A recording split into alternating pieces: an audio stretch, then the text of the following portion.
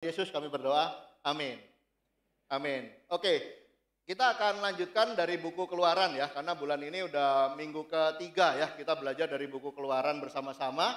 Dan hari ini kita akan melihat bahwa rangkaian Paskah itu sangat diperdalam ya, sangat dijabarkan dengan sangat jelas di kitab Keluaran.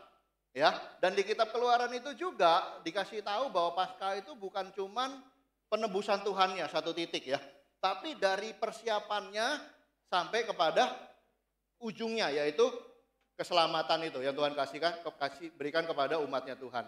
Nah, hari ini kalau saya baca kitab Keluaran, saya bisa membacanya dengan amazed. Ya, karena kalau tidak ada kitab Keluaran, bagaimana menyambungkan Alkitab ke depannya? Ya, di sini sangat jelas sekali, ilustrasi yang sangat jelas. Dan pertama, tentang gimana sih caranya ikut Tuhan, gimana sih bisa punya keselamatan, gimana sih menjadi orang yang menjadi umatnya Tuhan, gimana sih bisa keluar dari dosa-dosa kita. Ini ilustrasi pertama yang menggambarkan dengan sangat jelas, sangat perfect bagaimana menjadi umatnya Tuhan. Dan yang lucu ya, yang menarik adalah cuman baca buku Keluaran saja, satu buku, kita bisa terwakilkan keseluruhannya ya. Dari Taurat, kita nanti nyenggol sedikit ke kitab Yosua, kisah hidup Tuhan Yesus, sampai bahkan Wahyu. Ya, itu semua digambarkan dengan sangat jelas di buku Keluaran itu saja. Ya, dan hari ini saya akan mengambil 2 poin. Yang pertama adalah pengampunan Tuhan, yang kedua adalah pemeliharaan Tuhan dari kitab Keluaran yang kita sudah pelajari bersama-sama ya. Nah, waktu kita baca Keluaran itu ternyata sangat dekat sekali ya tentang yang namanya discipleship. Ya. Jadi saya ingin sekali di dalam pekan festival Paskah ini ya, kita merasakan rasa syukur, amin. Tapi juga kita mengambil satu komitmen ulang ya, bagaimana mengikut Tuhan yang kita pelajari dari momen Paskah di Keluaran sampai dengan mereka bisa menjadi seorang pengikut Tuhan ya. Yang pertama adalah diperbudak di Mesir. Ini gambarannya ya, gambaran discipleship. Jadi diperbudak di Mesir itu adalah gambaran bagaimana kita diperbudak oleh dosa. Di masa lalu kita, ya jangan sampai masa sekarang ya. Yang kedua, Tuhan panggil pemimpin. Waduh, Musa ya. Ini adalah panggilan untuk menuntun orang menjadi pengikut Tuhan. Harus ada panggilannya. Ya. Lalu dilanjutkan dengan Paskah, yaitu waktu ambang pintunya dicat oleh darah. Ya. Waktu dicat oleh darah itu, orang udah jadi pengikut Tuhan belum? Belum, tapi pengampunannya sudah ada. Ya, anak sulungnya sudah diselamatkan dengan darah itu. Semuanya sudah ada pengampunannya, tapi orang belum menjadi pengikut Tuhan. Nah, di sana kita harus ambil apa? Persiapan. Ya, kambing atau dombanya dikurung 14 hari, kitanya tidak boleh makan makanan yang beragi selama 7 hari. Ya, itu adalah persiapan, artinya adalah pertobatan. Lalu bagaimana mereka harus lari, meninggalkan hidupnya yang lama di belakang, hidup di dalam perbudakan, untuk datang kepada Tuhan. Dan setelah mereka bertobat, lalu mereka meninggalkan hidupnya, mereka melewati Laut Merah. Itu lambangnya adalah baptisan. Ya, baptisan. Jadi baptisan itu hanya boleh dilakukan waktu kamu meninggalkan hidup yang lama dan berlari kepada Tuhan. Dibaptis, ya. Gambarannya adalah Laut Merah. Tapi apakah sudah selesai di sana? Belum, masih ada padang gurun lagi. Padang gurun bicara tentang pemurnian.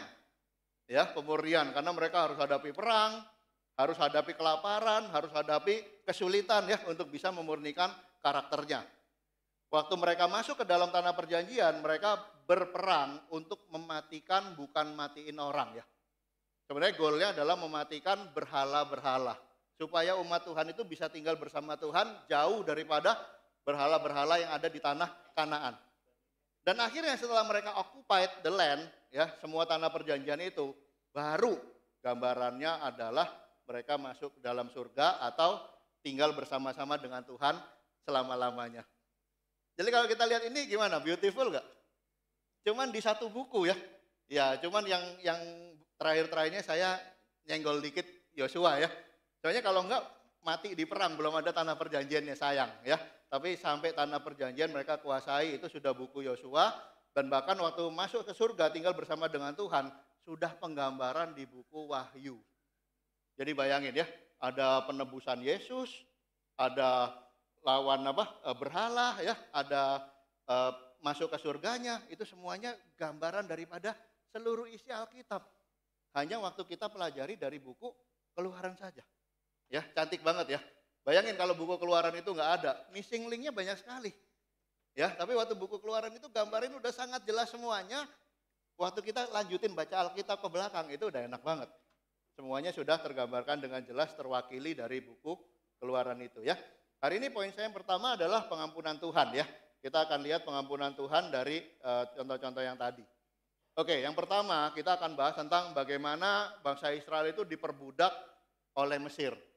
Ya, ini gambarannya adalah waktu di zaman dulu sebelum kita kenal Tuhan, sebelum kita mempelajari firman Tuhan, kita diperbudak oleh dosa. Ya. Oke, pertama saya mau nanya dulu sama kita di sini. Siapa yang sebelum belajar Alkitab dulunya nakal? Bandel dulunya? Nggak ada lu di sini. Luar biasa. Hah? Ada pendeta Iwan nunjuk sebelahnya. Ulang lagi ya. Siapa yang dulu sebelum ikut Tuhan dulunya bandel? Oh, siapa sekarang yang sudah kenal Tuhan sekarang masih bandel? Nah ini bahaya ini. Ya, jadi harusnya kalau dulu bandel ya udahlah itu kodrat ya. Tapi kalau sampai sekarang masih bandel, bahaya. Ya jangan sampai kita nih udah keluar dari Mesir tapi masih membawa Mesir di dalam kepala kita. Ya, makanya pendeta Budi beberapa waktu yang lalu bilang lebih susah keluarin Mesir dari Israel daripada ngeluarin Israel dari Mesir. Ya, kita lihat di Keluaran 1 ya. Orang Mesir memperbudak orang Israel dengan kejam sehingga hidup mereka sangat pahit. Nah, ini paralelnya ada di kitab Yohanes. Bayangin ya, Keluaran lanjut ke Yohanes. Setiap orang yang berbuat dosa adalah hamba dosa. Nah hari ini Bapak Ibu Saudara-saudari sekalian, kita benar-benar nggak mau ikut Tuhan atau kita masih sebenarnya udah ada di sini, tapi kita masih mentalnya mental budak. Ya, gampang banget jatuh dosa manggil kita dikit kita ikut. Hari ini apakah kita masih bergumul? Ya, namanya pornografi, apalagi keegoisan, amarah, kebohongan, ya, dan dosa-dosa yang lain yang mungkin kita nggak bisa ceritakan yang ada di Markus 7, yang ada di Galatia 5 ya. Kita masih menjadi budak dosa itu. Nah, di momen Paskah ini Tuhan memperingatkan kita. Kalau Anda mau merayakan Paskah, Anda nomor 1 harus pergi dulu dari perbudakan kita yang lalu. Tadi di kebaktian pertama, banyak yang respon sama saya, bro, mengeluarkan diri saya ini yang lama ini, kok susah banget ya bro ya. Iya, ada orang yang udah puluhan tahun jadi murid Yesus. Tapi masih benar-benar membawa Mesirnya itu sampai dengan hari ini. Saudara-saudara yang dikasihi Tuhan ya, hari ini kalau Anda mau merayakan Paskah bersama-sama dengan satu semangat. Jangan sampai kita masih bermental budak. Jangan sampai dosa itu masih berkuasa dalam hidup kita. Dan hidup kita walaupun sudah melakukan fase-fase berikutnya, tapi kita tetap berada di dalam perbudakan dosa itu. Dan kita menjadi hamba selama-lamanya bagi dosa itu. Hari ini ketika Tuhan bangkit, Tuhan mau kita menang daripada segala dosa-dosa dan perbudakan di dalam hidup kita. Amin semuanya. Yang kedua, harus ada pemimpin. Ya, jadi diceritakan di sana bahwa seluruh Alkitab dimulai dari panggilan kepada seorang pemimpin. Penginjilan ke tanah di luar Yahudi dimulai dari panggilan Paulus. Ya, apalagi penginjilan di Yerusalem dimulai dari utusan dari 12 rasul. Ya, semua panggilan itu dimulai dari Tuhan memanggil seorang pemimpin. Nah, hari ini sama dengan panggilan daripada Musa itu sendiri. Panggilan daripada Musa menunjukkan dalam momen Paskah itu bahwa perlu ada orang yang dipakai Tuhan untuk memanggil orang-orang lain keluar dari perbudakan. Perlu ada, ya. Dan hari ini kalau kita punya pemimpin rohani, punya orang yang mengajarkan firman Tuhan kepada kita, punya pembimbing, punya pemimpin grup kita, punya gembala-gembala dalam jemaat kita, itu adalah sesuatu yang sangat baik. Kenapa? Karena itu adalah rancangan Tuhan. Bagaimana Tuhan mengeluarkan kita dari perbudakan lewat hidup daripada pemimpin-pemimpin yang ada di dalam hidup kita. Tapi in the same time Tuhan juga menantang semua murid-murid Yesus, semua pengikut-pengikut Yesus yang sudah dipimpin untuk keluar dari perbudakan untuk juga bisa memimpin orang lain dong. Untuk bisa keluar juga dari perbudakan mereka. Ya, karena kita semua di sini adalah orang-orang yang dipanggil Tuhan untuk satu tujuan yang lebih besar. Sebelum membawa orang kenal kepada kuasa salib Kristus itu sendiri. Amin semuanya. Di Keluaran 3. Jadi sekarang pergilah, aku mengutus engkau kepada Firaun untuk membawa umatku keluar dari Mesir. Ya, jadi umat itu harus dipimpin, harus ada pemimpinnya. Hari ini panggilan kepada kita taat kepada pemimpin-pemimpin rohani kita yang sesuai firman ya. Jangan yang nggak sesuai firman.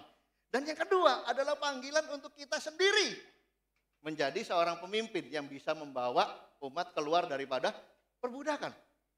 Lihat ya di situ ya, yang dibawa untuk keluar dari perbudakan bukan cuma umat Israel ya, tapi sebenarnya Firaun sendiri dipanggil untuk taat kepada raja segala raja. Ya, sayangnya Firaun tidak jadi, ya itu adalah urusan daripada masing-masing. Tapi kita sendiri harus mengikuti seorang pemimpin yang dipilih oleh Tuhan. Dan kita sendiri perlu untuk menjadi pemimpin yang bisa membawa orang-orang pergi, keluar daripada perbudakan itu sendiri. Itu adalah arti daripada persiapan Paskah kita. Amin.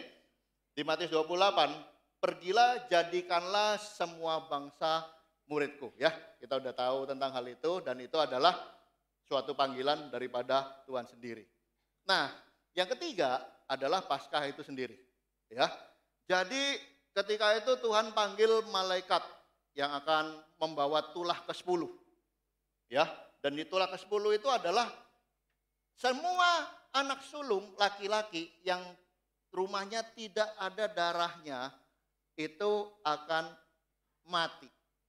Ya, sedangkan yang ada darahnya akan dilewati oleh malaikat pencabut nyawa. Ya, makanya namanya adalah Passover. Ya, jadi malaikat itu jalan-jalan lihat, ada merah-merahnya, lewat ah. Ya, nggak diambil nyawanya. Kenapa? Karena sudah ditebus oleh darah anak domba. Ya, nah ini adalah yang kita peringati bersama-sama tentang Yesus. Ya, kita peringati bersama-sama. Kita adalah orang yang sudah ditebus oleh darah Yesus, kematian tidak mencapai kita. Kematian tidak bisa menjangkau kita. Kenapa? Karena ada penebusan daripada salib Kristus. Tapi pertanyaan saya satu. Sudah ditebus oleh Tuhan, sudah ditebus oleh darah Tuhan, sama nggak dengan sudah menjadi umat Tuhan? Beda. Betul, beda. Ya, tadi yang bilang beda bagus, benar. Ya. Jadi penebusan Tuhan sudah terjadi, amin. Tapi untuk menjadi umat Tuhan, itu sesuatu yang berbeda lagi. Makanya banyak orang Kristen hari ini di dunia, fokusnya cuma sampai penebusan Tuhan, tapi dia tidak pernah menjadi orang yang baru. Kenapa? Karena fokusnya Tuhan menebus kita. Tuhan menebus kita, Tuhan menebus kita. Tapi Anda sendiri tinggalkan perbudakan itu enggak? Anda sendiri melakukan persiapan enggak? Anda sendiri melakukan 5 step berikutnya enggak? Karena panggilan daripada Paskah bukan hanya pengampunannya doang.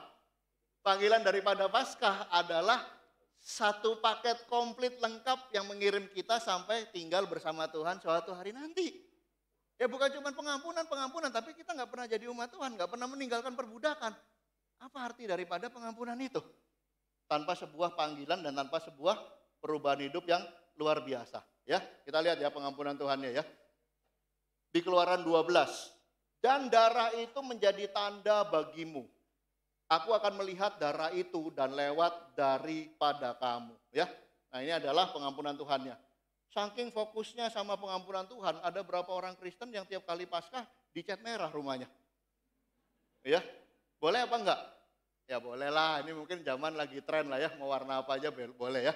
Apalagi Indonesia bagus ya, ada merah terus pintunya putih gitu ya. Wah, nasionalis. Enggak ada masalah. Tapi yang jadi masalah adalah ketika kita hanya mengandalkan pengampunan Tuhan. Tanpa kita ngerti panggilan daripada Paskah itu sendiri. Ya, jadi Paskah itu adalah paket komplit. Kita diubahkan oleh pengampunan Tuhan itu. Bagian daripada pengampunan Tuhan adalah grace. Ya, kasih karunia yang Tuhan kasih. Tapi bagian kita adalah faith. Kita mengimani dari panggilan itu dan hidup mengikuti rancangan dan panggilan Tuhan. 1 Korintus 5, Kristus, anak domba Paskah kita, telah disembelih. Dan Anda semua ada kesempatan untuk terbebas daripada maut. Amin. Ya. Nah, tapi kita akan lanjutkan ya. Setelah itu tidak berhenti di sana. Ada yang namanya persiapan daripada Paskah itu sendiri. Yang kita bisa artikan seperti sebuah pertobatan ya. Di Keluaran 12. Beginilah kamu harus memakannya. Pinggangmu berikat dan kasut pada kakimu. Ya, siapa di sini kalau makan pakai sepatu? Makan di rumah. Ada? Siapa di sini kalau makan pakai ikat pinggang? Enggak ya, kita kalau makan pakai apa? Pakai celana kolor, bener gak di rumah ya? Enak, adem, sambil ongkang-ongkang kaki, pakai sendal ya. Kadang-kadang gak pakai sendal. Iya, tapi mereka harus makannya tuh sangat hati-hati. Kenapa? Sangat jaga-jaga. Kita habis makan ini harus pergi. Cepat pergi. Ya ini gambarannya apa nih? Gambarannya adalah waktu Anda ingin meninggalkan perbudakan itu, kita harus melakukannya dengan cepat. Ya, jangan sampai kita begini. Bro, kita harus bertobat dari dosa-dosa. Kamu punya dosa apa aja? Dosa A, B, C, D. Oke, kapan mau bertobat rencananya? Ya ini kan 2025 ya bro ya. Saya tobat lah 2027 lah bro, oke nggak bro? Bukan begitu. Ya atau gimana bro, tobatnya kapan? Tunggu kalau sudah kawin bro. Sekarang masih single, enjoy lah. Ya, tobatnya kapan? Nanti kalau sudah punya anak baru tobat. Ya, atau tobatnya kapan? Nanti kalau udah punya cucu, terus aja terus. Ya lama-lama tiangnya memang dicat tapi tidak pernah menjadi umat Tuhan. Ya, teman-teman yang belajar firman Tuhan, murid-murid Yesus yang baru menjadi murid bahkan yang sudah lama, kita harus cepat lari daripada perbudakan itu. Ya, cepat lari, tinggalkan di sana ya. Saya mungkin gambarannya adalah kalau saya pergi ke gereja minggu pagi udah terlambat. Nah itu. Ya, minggu pagi udah terlambat, makanan udah disajikan di atas meja. Makanan pagi ya, breakfast ya, sebelum pergi ke gereja. Apa yang terjadi? Kita pakai sepatu dulu. Pakai sepatu, pakai baju batik, pakai semuanya, baru makan. Ya, kadang-kadang makanannya kita bawa di mobil. Sambil nyetir, sambil makan. Kenapa? Nggak ada waktu. Itu harus terjadi sangat cepat. Ya, jangan sampai kita bertobat itu atau meninggalkan perbudakan itu berlama-lama. Iya bro, nantilah bro, masih enjoy bro. Ya, masih menikmati dosa-dosa saya dalam hidup saya. Itu bukan semangat daripada Paskah. Ya, jadi pengampunan Tuhan ada di sana, tapi mereka bisa berlama-lama. Sedangkan yang Paskah yang terjadi adalah pengampunan Tuhan sudah di sana, di ambang pintu, dan mereka siap-siap. Mereka bertobat. 7 hari mereka tidak makan ragi, artinya tidak menghidupi polusi atau kekotoran dalam hidupnya. Ya, mereka menjaga kemurniannya, artinya bertobat untuk keluar. Meninggalkan Mesir bersama-sama. Nah, Lukas 3 ayat 4 ya. Mari kita persiapkan jalan untuk Tuhan ya. Persiapkan jalan bagi Tuhan untuk Tuhan bisa masuk ke dalam hati kita, bisa bertahta dalam hidup kita dan menjadi pemimpin di dalam kehidupan kita. Nah, kita lanjut lagi. Laut Merah artinya apa? Ketika mereka lari, mereka sampai ke satu tempat namanya Pihahirot. Ya, Pihahirot ini mereka sudah tidak mau ikut perbudakan, tapi si iblis atau perbudakan itu tidak mau melepaskan mereka. Siapa di sini yang merasa kayak gitu? Bro, saya udah jadi murid bertahun-tahun, tapi kok iblisnya nggak mau lepasin saya, bro? Ya iyalah, Tuhan cinta kamu, tapi iblis juga cinta kamu. Nah, kamu pilih yang mana? Ya, kamu harus lari cepet-cepet dan sampai situ ada halangannya loh. Sampai Pihahirot itu, belakang pasukan Mesir, depannya apa? Laut Merah. Dan apa yang terjadi di sana? Tuhan tidak tinggal diam ya. Orang Israel dikasih jalan yaitu lautnya dibelah 2. Di Keluaran 14 ya. Orang Israel berjalan di tanah yang kering di tengah-tengah laut. Nah ini apa gambarannya? Gambarannya rupanya adalah waktu mereka menyeberangi Laut Merah itu seperti mereka dibaptis. Seperti mereka dibaptis. Ya, jadi waktu sebelum mereka menjadi pengikut Yesus, mereka tinggalkan dosanya, mereka bertobat, mereka siap-siap, mereka keluar dan mereka dibaptis. Hari ini banyak sekali baptisan tanpa meninggalkan dosa. Hari ini baptisan banyak sekali tanpa meninggalkan perbudakan dalam hidup kita. Hari ini banyak sekali praktek pembaptisan tanpa ada pertobatan mengikut Tuhan. Sedangkan gambaran pertama daripada keselamatan itu, gambaran pertama yang ada di dalam Alkitab tentang rencana Tuhan adalah kamu tinggalkan perbudakanmu, kita bertobat bersama-sama, dan baru kita mau menjadi umat Tuhan, kita dibaptis ya. Di 1 Korintus 10 ayat 2 ya, ini gambaran yang nyata ya tentang Keluaran 14 tadi. Dia bilang mereka semua orang Yahudi telah dibaptis dalam awan dan di dalam laut. Ya, jadi sangat jelas sekali bahwa kejadian di Laut Merah itu Tuhan ingin menggambarkan satu gambaran rohani di perjanjian baru, yaitu tentang baptisan itu sendiri. Oke, sekarang kita udah sampai 5. Wah, keren ya. Khotbahnya 13 poin soalnya hari ini. Ya, udah sampai nomor 5 loh. Udah sampai dibaptis. Kadang-kadang kita merasa udah dibaptis, waduh, udah tinggalkan dosa. Amin. Sudah bertobat, sudah dibaptis. Apalagi? Wah, aku udah hebat sekarang. Ya, sudah perfect. Ternyata belum. Ya, Tuhan kasih satu gambaran lagi, yaitu Anda harus menghadapi yang namanya padang gurun. Padang gurun ini bicara apa? Bicara tentang pemurnian. Ya, kita bisa udah dibaptis, udah tinggalkan dosa kita, tapi karakter-karakter kita, pikiran kita, hati kita itu belum dimurnikan. Udah jadi umat Tuhan, udah. Tapi kita harus terus dimurnikan ya. Nah, di padang gurun itulah mereka menghadapi banyak pergumulan. Di Keluaran 15 ya. Di sanalah Tuhan menetapkan ketetapan untuk mencoba mereka. Jadi Tuhan sengaja kasih tes dalam hidup Anda untuk apa? Untuk memurnikan karakter kita. Coba sekarang kita tes ya dalam hidup kita ya. Hari ini kita pikir, udah bertobat belum? Udah, amin bro, aman, checklist ya. Sudah dibaptis belum? Aman. Masih egois gak? Nah, ini masih dimurnikan. Ya, masih licik gak? Aduh, kadang-kadang kesana bro pikiranku bro. Ya, masih serakah gak? Masih penuh amarah gak? Udah bisa melayani belum? Di sana, di padang gurun itu mereka diajarin caranya bersandar pada Tuhan. Diajarin caranya mengikuti kehendak Tuhan. Diajarin caranya untuk menolong satu sama lain. Diajarin caranya untuk membangun keluarga di dalam suku-suku Israel. Diajarin caranya untuk tidak bersungut-sungut. Tapi meminta kepada Tuhan ketika mereka kurang air dan lain sebagainya. Jadi, kalau kita boleh katakan ya perjalanan kita hari ini, mungkin some of us kita masih ada di padang gurun ini. Sudah jadi umat Tuhan? Sudah. Ya udah dibaptis? Udah. Tapi mungkin kita masih di padang gurun untuk apa? Untuk dimurnikan. Di Bible bilang ya kita semua ini perlu dibaptis dalam baptisan api. Ya, kita perlu dibakar untuk apa? Untuk menjadi emas yang murni. Dan di Yakobus 1 ayat 22-4 dikatakan percobaan itu menghasilkan ketekunan. Ya, pencobaan itu menghasilkan ketekunan dan kita perlu bertekun untuk bisa menghilangkan karakter-karakter buruk dalam hidup kita untuk menjadi seorang umat yang sungguh-sungguh mulia dan bersandar kepada Tuhan. Amin. Kita lanjut lagi ya. Udah gitu mereka harus masuk ke tanah perjanjian. Nah, di tanah perjanjian itu apakah mereka masuk ke tanah perjanjian lalu tanah perjanjian otomatis menjadi milik mereka? Enggak seperti itu.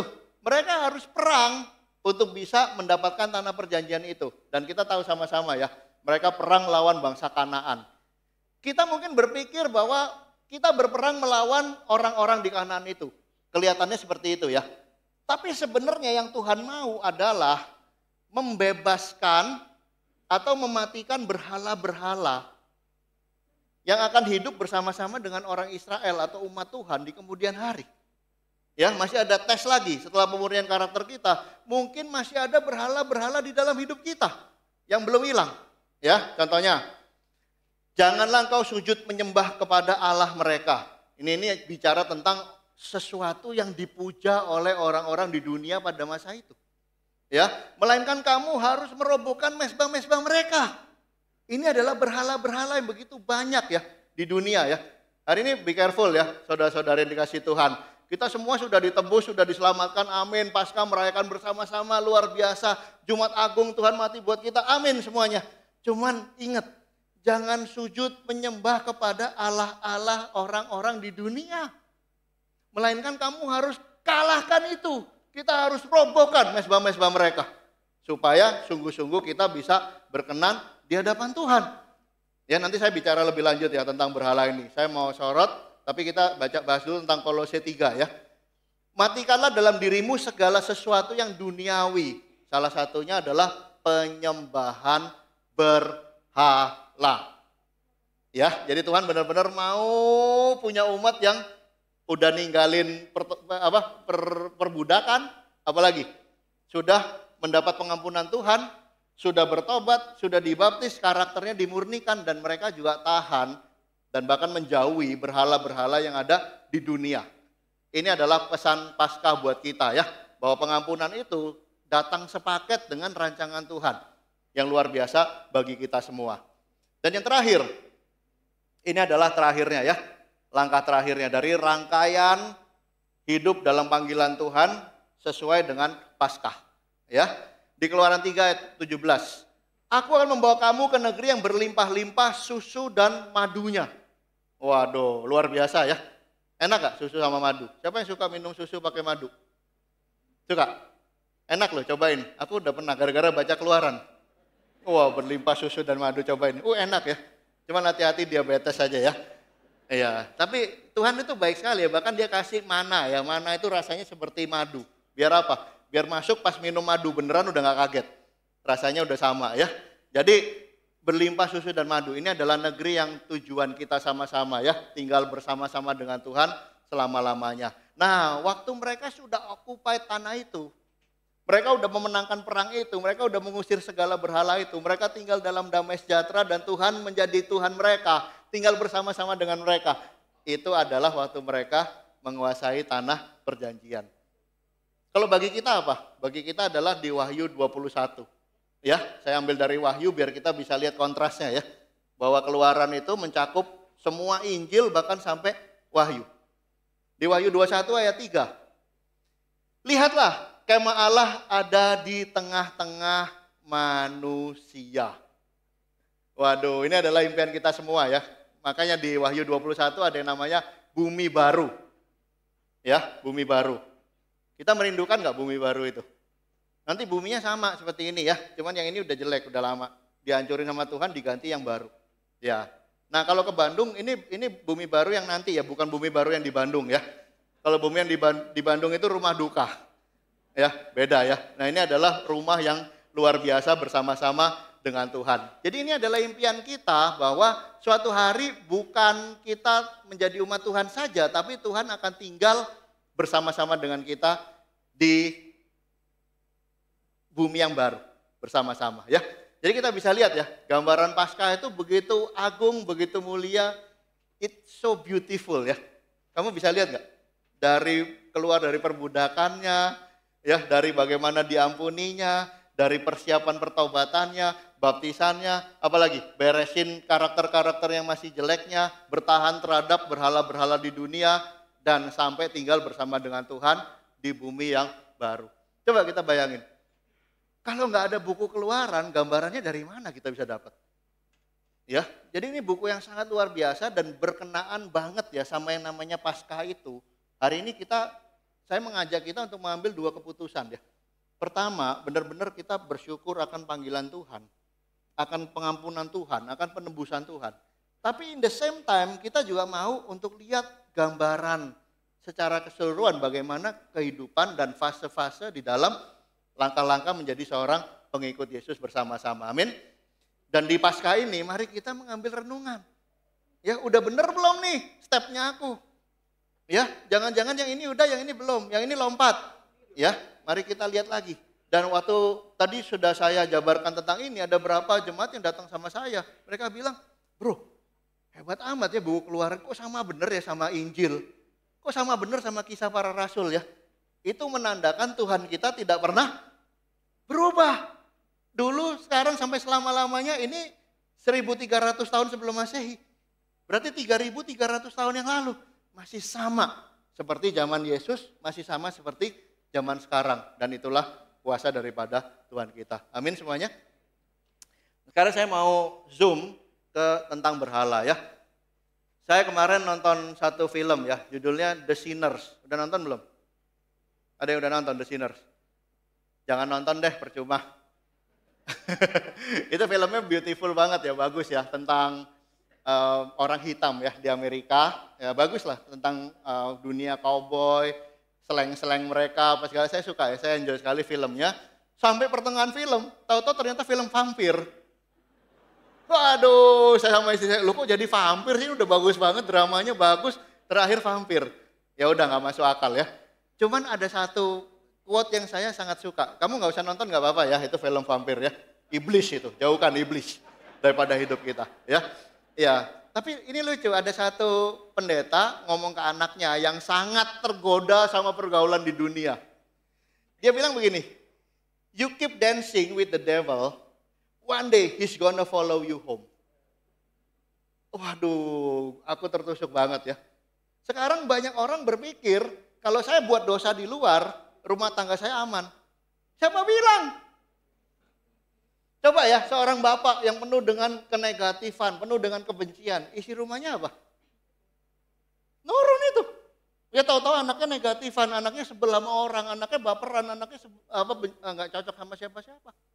Nurun. Sama istri bagaimana? Kalau suami melakukan kejahatan, istrinya bisa dua. Satu nggak tahan, akhirnya cerai. Kedua, istrinya pun jadi seperti dia. Ya, contoh bapak ibu yang suka berbohong, kemungkinan besar anaknya jujur, berintegritas, jalannya lurus, betul nggak? Nggak mungkin. Ya kalau Anda terjebak dalam seperti itu, berhala dan iblis Anda lakukan, itu masuk ke rumah tangga Anda.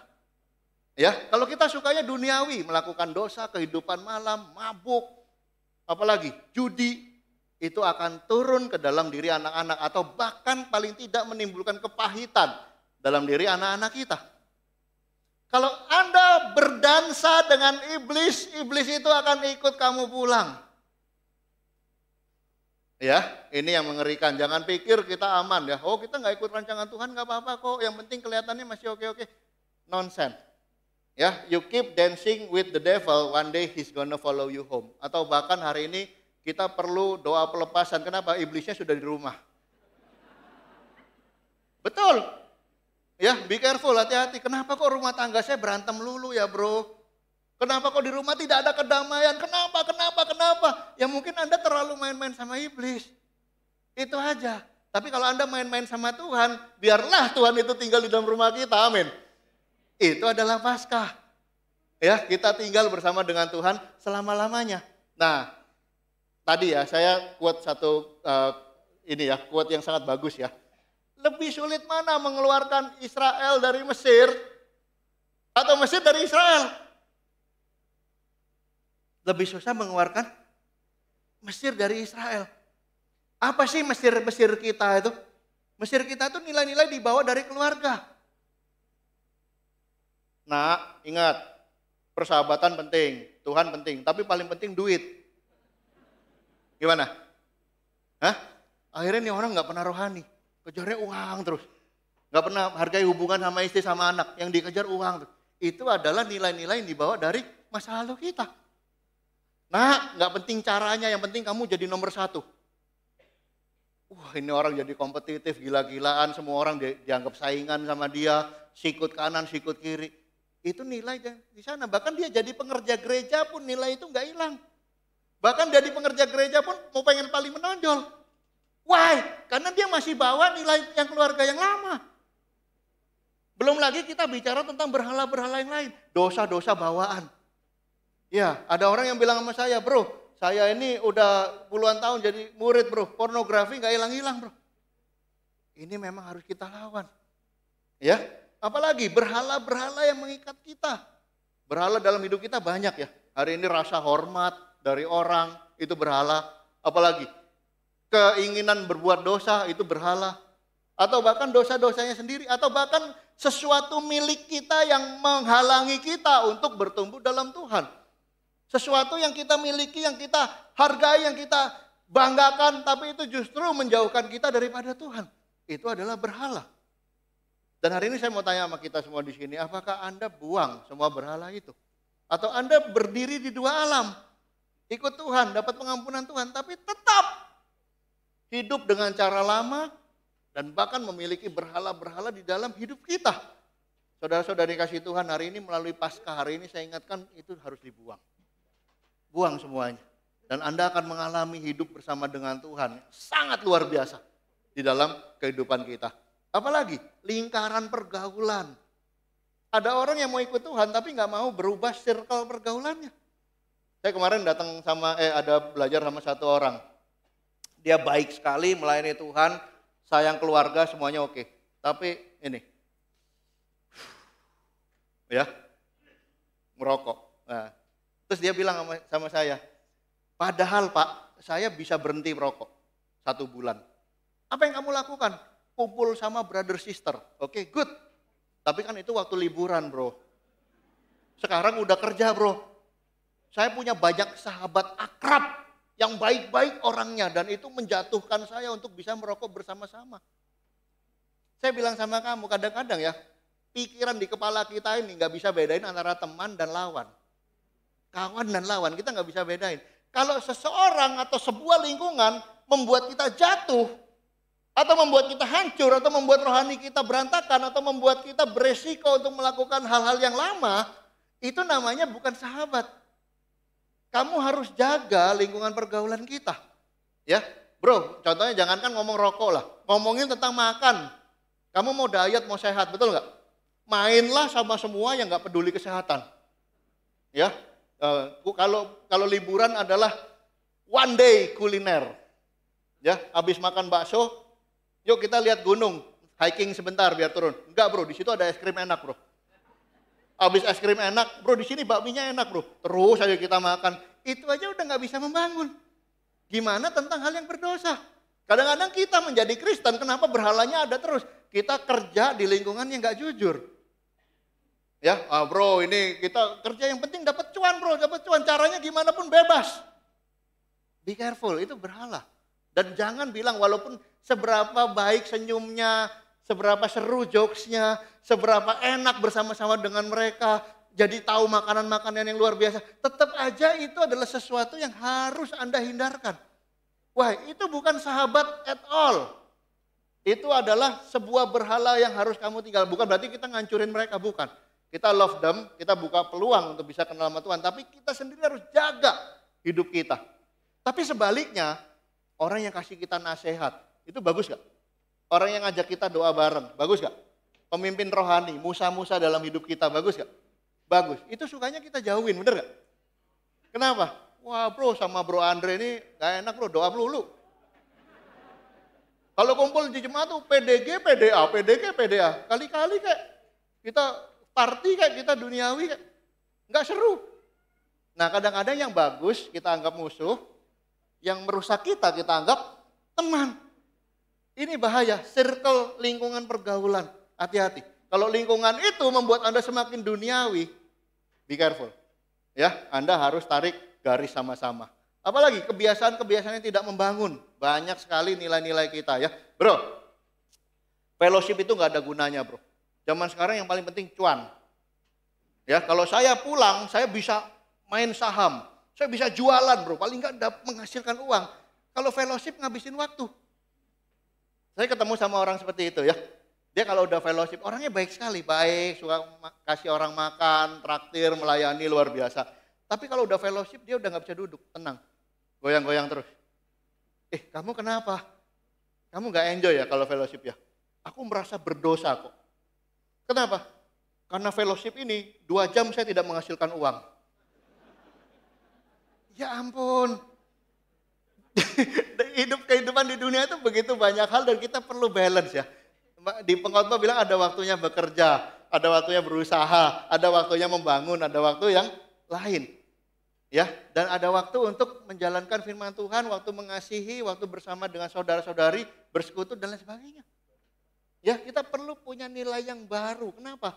Coba bayangin ya, hari ini kita nggak mau fellowship, kita pikirin diri kita. Kita terus membangun diri kita memperkaya diri kita tanpa ada fellowshipnya. Nanti emang kita di surga ngapain?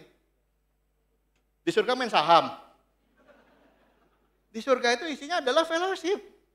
Di surga itu isinya adalah bersama dengan Tuhan. Di surga itu adalah damai. Saya justru senang, saya pengen coba masuk surga biar apa? Biar nggak usah kerja lagi. Ya bisa fellowship, bersuka cita, merayakan kasih Tuhan. Itu luar biasa. Hari ini kita baru fellowship sebentar, sorry udah ada jadwal. Ya, sorry mesti kerja. Besoknya udah semangat mau kumpul sama-sama sakit.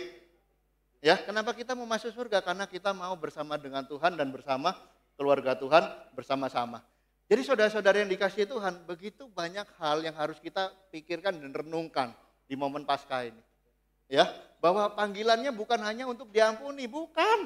Tapi panggilannya juga untuk menanggapi panggilan Tuhan itu dan menjadi manusia baru di dalam Tuhan bersama-sama. Amin semuanya? Oke, ini kita lewati tentang misi dan penginjilan ya. Mungkin kita nggak punya waktu. Nah, saya mau masuk ke dalam pemeliharaan Tuhan ya.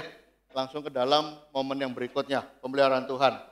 Oke, hari ini banyak orang khawatir karena ini.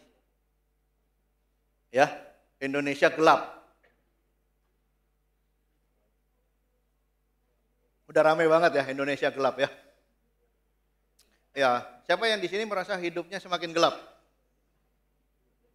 Nggak ada ya. Kalau ada nggak apa-apa loh. Saya ulang ya, siapa yang merasa hidupnya semakin gelap karena Indonesia gelap? Kalau hidupnya nggak gelap tapi rumahnya gelap, coba cek rekening listriknya udah dibayar belum? Ya, saya tanya sama brother, bro, Indonesia gelap bro, gimana bro?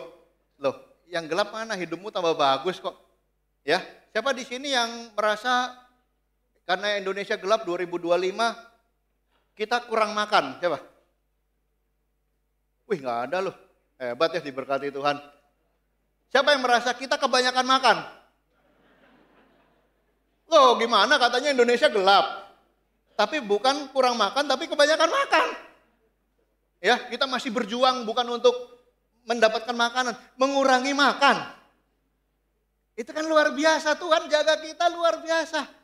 Ya, saya ingin sekali kita bisa melihat ya hati Tuhan dan penyertaan Tuhan lewat buku Keluaran ini ya. Kita kenalin hatinya. Nanti kalau kita udah kenal hati Tuhan, kita akan merasa sangat bersuka cita ya, sangat merasa aman di dalam Tuhan. Amin. Oke, ini saya mau gambarin ya bahwa waktu itu juga Israel gelap. Yahudi gelap. Ya, Yahudi ya, bukan Wahyudi ya. Ada orang bilang Yahudi Wahyudi katanya. Ya, Keluaran 1. Bagilah seorang raja baru memerintah tanah Israel tidak mengenal Yusuf. Dia kenalnya sama Ani, nggak kenal sama Yusuf ya. Ya, maksudnya apa? Seorang raja yang tadinya Yusuf diundang ke sana, tahu-tahu dia tidak kenal Yusuf. Dan dia berlaku segala sesuatu against Yusuf itu. Ya, lalu dengan kejam orang Israel memaksa, orang Mesir memaksa orang Israel bekerja. Coba bayangin, ada raja atau pemerintah nggak kenal sama kita, nggak suka sama kita, dan siapa yang orang Kristen semuanya harus kerja paksa. Ya, memahitkan hidup mereka dengan pekerjaan yang berat. Disuruh bikin batu bata. Siapa kemarin yang berkhotbah? Bro Frankie ya. Orang Israel itu di kepalanya cuma satu, bata. Ya, sampai pakai sepatu merek Bata katanya. Ya, dan memahitkan hidupnya. Kenapa? Bangun pagi, siang, sore cari straw, cari jerami untuk bikin bata. Mungkin mimpinya pun mimpi bata itu. Ya, pahit sekali hidupnya. Gelap gak ini? Gelap banget, nggak bisa kerja, nggak bisa apa. Jadi budak, itu gelap sekali. Nggak ada pendidikan, nggak ada masa depan. Gelap. Ya, yang lebih gelap lagi apa?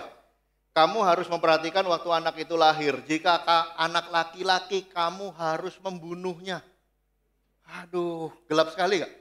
Pemerintah yang jahat, nggak kenal kita dipaksa kerja, hidup kita dipahitkan, dan anak laki-laki kita dibunuh. Ini ibu-ibu yang hamil, hati-hati ya. USG. Kelihatan anaknya laki. Gimana? Ah, dokter bercanda. Perempuan, Dok. Bercanda aja nih dokter. Perempuan itu. Kita nggak mau terima. Kenapa? Ketakutan. Ya, begitu anaknya laki dibunuh. Ini gelap apa enggak nih? Gelap sekali. Luar biasa ya. Jadi hari ini kalau kita berpikir tentang Indonesia gelap lah, apa segala gelap, kita percaya akan kasih karunia Tuhan. Amin. Yang paling penting adalah melakukan kehendak Tuhan, bukan masalah gelap atau tidak. Ya, saya mau sharing ya tentang pernikahan saya. Waktu saya married tahun 2002, ya, pernikahan saya itu dihitung tanggalnya sama ahli Kwamia. Ya, dihitung sama ahli Kwamia. Tanggal berapa Bro Charles mau menikah? 21 Desember 2002. Wah, dia hitung, kalkulasi. Wah, tanggalnya gelap. Wah, saya langsung bilang sama istri saya, wah sayang tanggalnya gelap, ganti deh harinya. Percaya kamu? Enggak lah, kita nggak mau lah. Kita bilang ini tanggal bagus, 21/12/2002.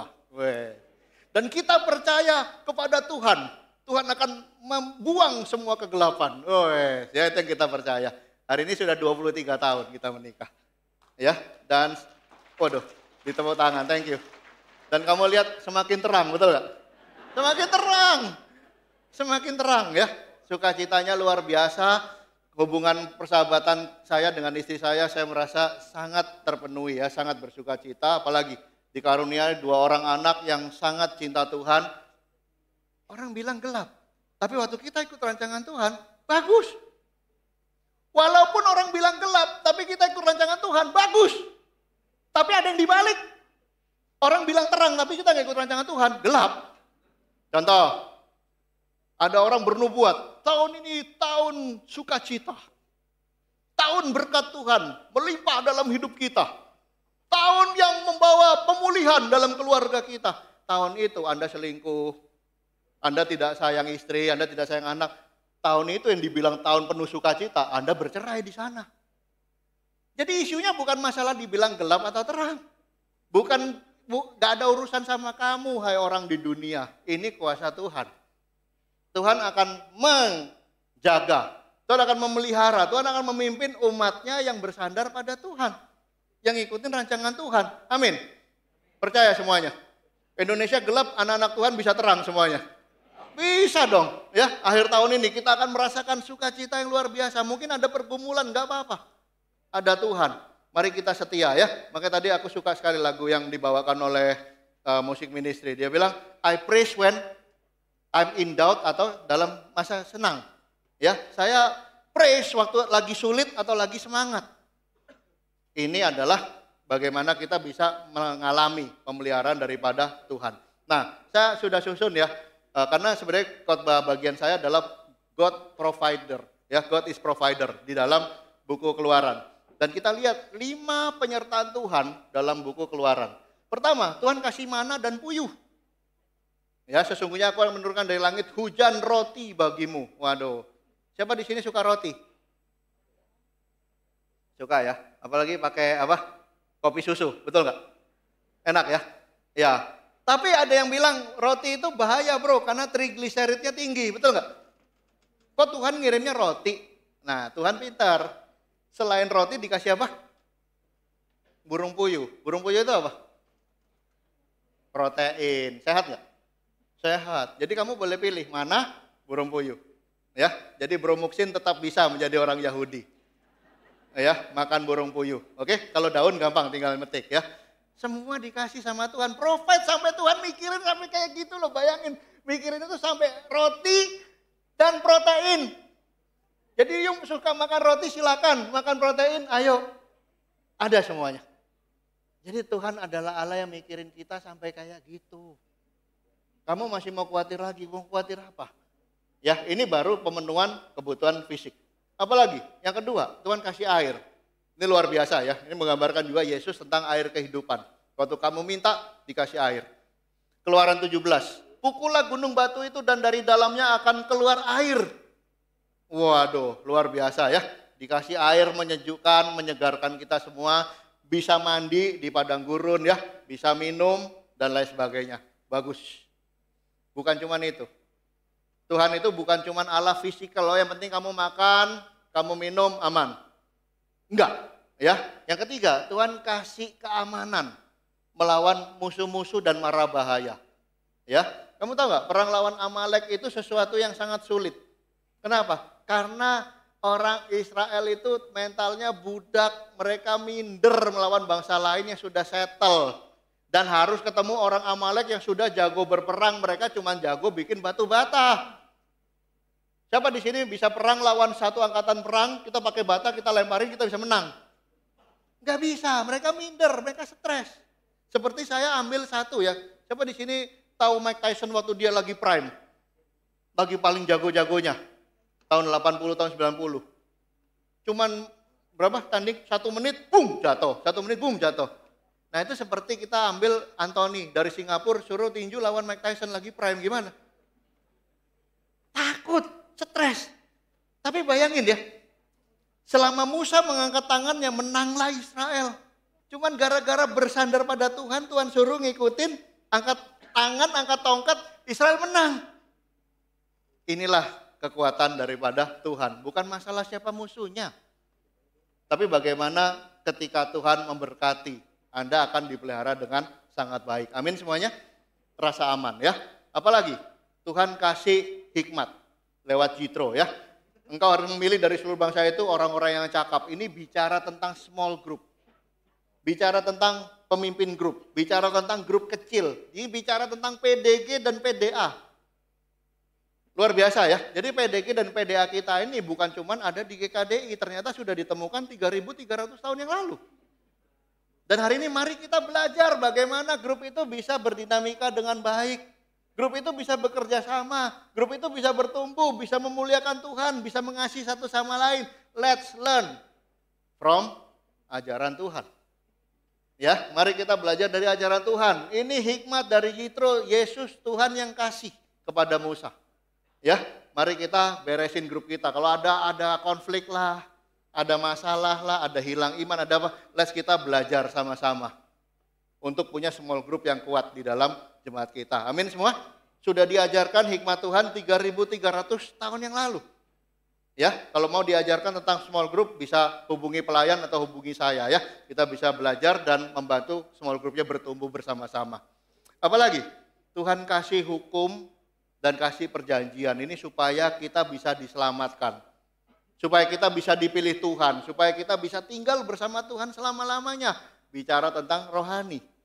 Ya, jadi kamu akan menjadi harta kesayanganku, kerajaan imam dan bangsa yang kudus. Waduh, luar biasa banget ya berkat Tuhan ya. Semuanya itu paket komplit. Bukan paket hemat ya. Kalau paket hemat kecil-kecil ya. Minumnya kecil, makannya kecil, betul gak? Tapi paket komplit. Ya, sampai semuanya disediakan. Makanan, minuman, rasa aman, hikmat dan pertumbuhan, keselamatan bagi jiwa kita. Ya. Nah, saudara-saudara yang kasih Tuhan, apakah Anda masih khawatir ketika Tuhan memenuhi bangsa Israel seperti itu? Ketika kita punya Tuhan yang hatinya itu mau memberkati dan mau menjaga hidup kita. Amin semuanya. Saya mau fokus kepada mana ya. Ini sangat penting ya. Siapa yang tahu di sini? Mana itu artinya apa? Mana artinya apa? Hah? Mana artinya apa? Ini bukan kayak orang Jakarta ya. Mana bro, mana? Bukan. Bukan ya. Mana itu artinya apa? Ya itu artinya. Apa itu? Kenapa? Karena waktu pagi-pagi Tuhan kasih mana semua. Orang Israel kalau dari tenda dia lihat. Hah? Apa itu? Apa itu? Nah Tuhan dengar. Terus Tuhan bilang, tadi kamu ngomong apa? Apa itu? Nah itu namanya apa itu? Lucu ya? Jadi saya pengen gambarkan bahwa Tuhan itu baik. Tuhan itu pengen sama seperti kita. Tuhan pengen pakai bahasa yang sama, term yang sama, makanan yang sama. Benar-benar Paskah ya. Allah yang menjadi manusia dan tinggal bersama dengan manusia. Hidup dengan cara manusia. Tuhan Yesus itu orang Yahudi aja. Ya, makanya dia di Israel dia makannya roti prata dan lain sebagainya. Kalau dia di Sunda datangnya gimana? Dia duduk di warung sama kita, kumaha damang. Makannya apa? Tempe bacem, betul nggak? Iya, makan empal. sama kita. Habis gitu apa? Minumnya malam-malam apa? Habis selesai ministry kita minum sama-sama. Bajigur, bandrek, betul gak? Itu Tuhan Yesus pengen sama kita. Bayangin, saya ingin ya di momen Paskah ini Anda mengerti ini dan bisa punya hubungan yang sangat close sama Tuhan. Tuhan itu bukan jadi orang yang ngawang-ngawang, yang aneh. Enggak, dia ngerti. Pergumulan kita yang paling kecil, you say it in your prayer. Tuhan ngerti. Tuhan ngerti. Ya, Tuhan bahkan kata-katanya namanya apa? Apa itu? Tuhan namanya apa ini? Ya itu aja. Kamu kan bilang tadi apa? Apa itu? Ya itu namanya. Luar biasa Tuhan kita. Amin. Kasih tepuk tangan dong buat Tuhan. Tuhan yang bisa jadi your best friend. Luar biasa. Nah, cuman ada berapa term and condition dalam mendapat berkat Tuhan itu ya. Jadi si mana ini kamu nggak bisa serakah. Wah, mana gratis ya. Nanti pasti banyak yang kurang nih mana. Saya akan buka gudang. Mau nyetok mana buat 1 tahun. Kenapa? Nanti bisa dijual mahal. Nggak bisa, besoknya busuk. Ya, jadi maksudnya apa? Tuhan pengen kita bergantung sama Tuhan itu sehari demi sehari.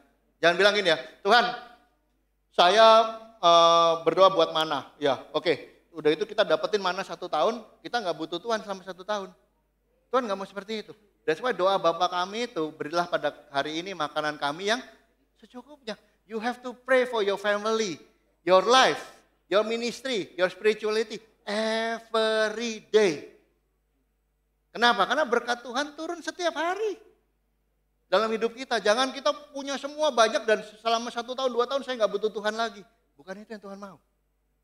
Tuhan benar-benar mau hubungan yang akrab sama kita semua di sini. Tapi yang lebih luar biasa lagi, mana itu turun konsisten selama 40 tahun. Gak pernah meninggalkan kita ya. Some of us kita di sini sudah jadi murid 20 tahun, 30 tahun saya kenal ya orang-orang yang lama. Saya lihat hidup Anda semakin bersinar. Saya lihat semakin bersuka cita. Saya bukan bilang bagian kepalanya aja ya, tapi semua hidupnya bersuka cita, semakin diberkati Tuhan. Ini adalah gambaran daripada mana? Ngadapin kesulitan? Yes, pasti. Pemurnian. Ya, tapi saya lihat Tuhan pelihara kita semua dan Tuhan menjaga kita sampai dengan hari ini. Ada amin. Amin. Ya luar biasa Tuhan kita. Nah, apalagi terakhir yang roti hidup itu menggambarkan Yesus turun sebagai anak manusia yang dikorbankan ya untuk kita nikmati setiap hari. Luar biasa ya tentang mana itu, dan itu semua digambarkan dalam kitab Keluaran sampai kedatangan Yesus kembali. Oke, jadi hari ini saya ingin kita menyimpulkan ya bahwa pemeliharaan Tuhan. Pemeliharaan Tuhan itu bukan cuma satu dimensi ya brother sister ya. Pemeliharaan Tuhan itu ada lengkap. Dia perhatikan tubuh kita, dia perhatikan hati kita, dia pikirkan pikiran dan pertumbuhan kita, bahkan dia pikirkan tentang rohani kita. Semuanya sangat luar biasa. Amin semuanya. Dan itu adalah makna Paskah ya di dalam kehidupan kita. Sekali lagi saya mau ucapkan selamat Paskah buat kita semua. Hari ini kita bersyukur akan keselamatan yang dari Tuhan. Amin. Digambarkan lewat darah di atas pintu yang membuat kita terlewatkan dari kematian. Tapi ada panggilan Tuhan di dalam rangkaian Paskah itu. Yaitu pertama panggilan untuk meninggalkan perbudakan dan hidup sebagai pengikut Tuhan. Tapi yang kedua juga saya ingin kita punya keyakinan, punya kepercayaan. Terus lakukan yang baik, terus bekerja dalam ladang Tuhan, terus berada dalam jalan Tuhan. Tuhan akan menjaga dan memberkati hidup kita. Mari kita percaya dan bergantung pada penyertaan Tuhan di dalam kehidupan kita. Amin semuanya. Itu saja pelajaran hari ini.